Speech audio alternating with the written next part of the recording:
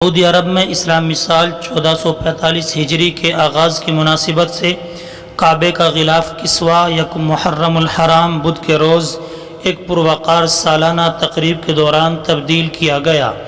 حرمین شریفین انتظام کے سربراہ اعلیٰ شیخ ڈاکٹر عبدالرحمن السدیس کی زیر نگرانی کنگ عبدالعزیز کسوہ کمپلیکس کے ماہرین کی ایک ٹیم نے کام مکمل کیا۔ سعودی پریس ایجنسی SPA کے مطابق پرانے غلاف کی جگہ نئے ہاتھ سے بنے ہوئے کسوہ یعنی غلاف کعبہ کا عربی نام کی تبدیلی کا عمل 10 مراحل پر مشتمل تھا۔ اس میں 130 تکنیکی ماہرین اور ہنرمندوں نے حصہ لیا۔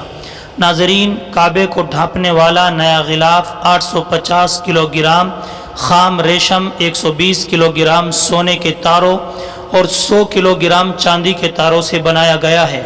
نئے غلاف کعبہ کی تیاری پر تقریباً 25 ملین ریال لاگت آئی ہے۔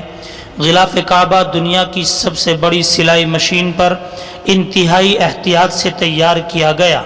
ناظرین، سیاہ رنگ کے ریشمی کپڑے پر سونے کے تاروں سے قرآن کی آیات لکھی گئی ہیں۔ یہ سونے کی کڑھائی والے 56 ٹکڑوں پر مشتمل ہیں اور ہر ایک کو مکمل ہونے میں 120-60 دن لگتے ہیں۔ اس سے قبل کنگ عبدالعزیز کسوہ کمپلیکس سے غلاف کعبہ کو مخصوص ٹرکوں اور گاڑیوں سے مخصوص راستے سے جلوس کی شکل میں مسجد حرام تک لایا گیا۔ غلاف کعبہ کو مسجد حرام کے بیرونی دروازے سے مطاف تک پہنچانے کے لیے مخصوص راستے کا تعین کیا گیا تھا۔